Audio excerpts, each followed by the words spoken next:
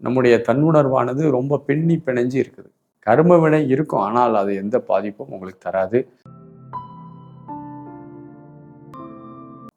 அனைவருக்கும் அன்பான வணக்கங்கள்.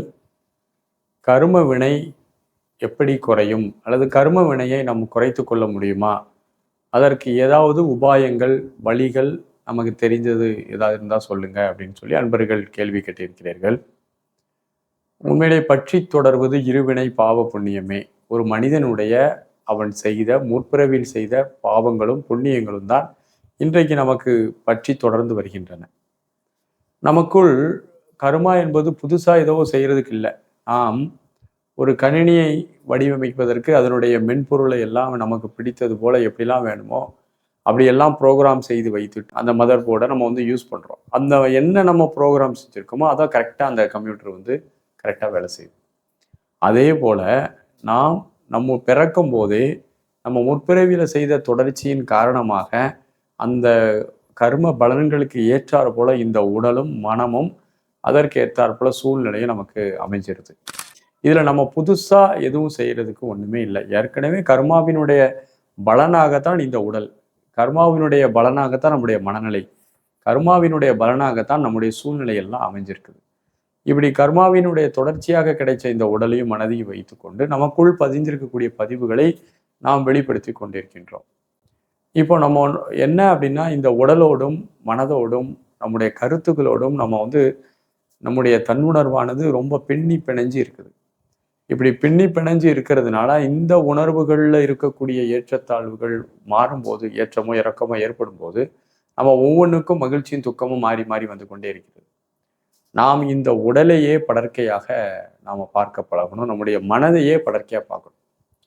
நம்ம உடல்ல என்ன நடந்தாலும் அதை நான் அப்படியே ஏற்றுக்கொள்வேன். ஏன் இந்த உடலே எனக்கு இல்லாமல் அழிந்து போனாலும் அதை நான் ஏற்றுக்கொள்ள தயாராக இருக்கிறேன். எந்த மறுப்பு நான் சொல்லலை.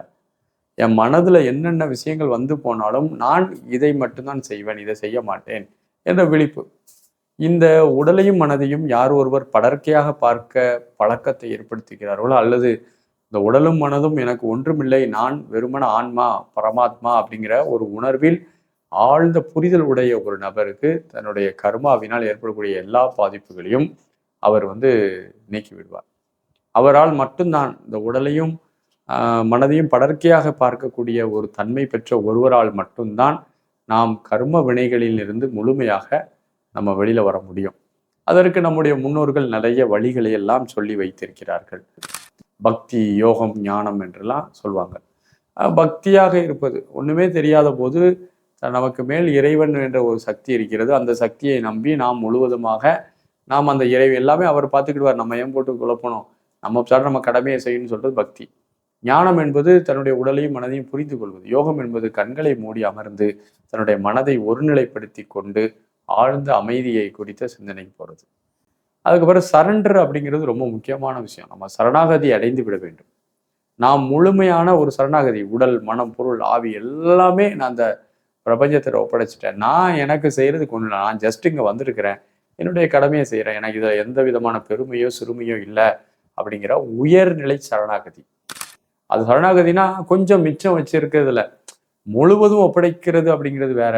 நீங்க முழுவதும் ஒப்படைக்கிறது மாதிரி பாசாங்க செஞ்சாலாம் சரணாகதி கிடையாது. அப்படி டோட்டல் சரண்டர். அப்படி டோட்டலா சரண்டர் ஆகும்போது எங்கனையாவது உங்களுடைய கணக்கீடு மனம் இருந்து உங்களை ஏமாத்திட்டு இருந்தாலும் நீங்க சரணாகதி கிடையாது. ஸோ டோட்டல் சரணாகதி அடைந்தாலும் நம்ம கர்ம வினைகள்ல பெரிய பெரிய மாற்றங்கள் வரும். அதன் பிறகு ஆழ்ந்த தியானம் பழகணும். கண்ணை மூடி அமைதியா உட்கார்ந்து மூச்சை கவனித்தோ ஏதோ ஒன்று பண்ணி ஆழ்ந்த தியான அனுபவங்கள் பெறும்போது மனம் நோ மைண்ட் ஸ்டேட்டை நிறைய எக்ஸ்பீரியன்ஸ் பண்ணும். அந்த நோ மைண்ட் ஸ்டேட்டை எக்ஸ்பீரியன்ஸ் பண்ணும்போது நம்முடைய கர்ம வினைகளை கையாளுவதற்கான ஒரு தன்மை நமக்கு வரும். நம்ம கர்ம வினைகளை நம்மகிட்ட இருந்து படர்க்கையா பார்க்கக்கூடிய ஒரு தன்மை வரும்.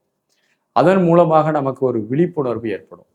இந்த உடல்ல, மனதுல, நம்மை சுற்றி பிரபஞ்சத்துல என்ன நடந்தாலும் அதை விழிப்புணர்வோடு எந்த மட்டுப்பற்றும் இல்லாமல் படர்க்கையாக வைத்து கவனிக்கும் போது நமக்கு கண்டிப்பாக கர்ம வினை இருக்கும். ஆனால் அது எந்த பாதிப்பும் உங்களுக்கு தராது.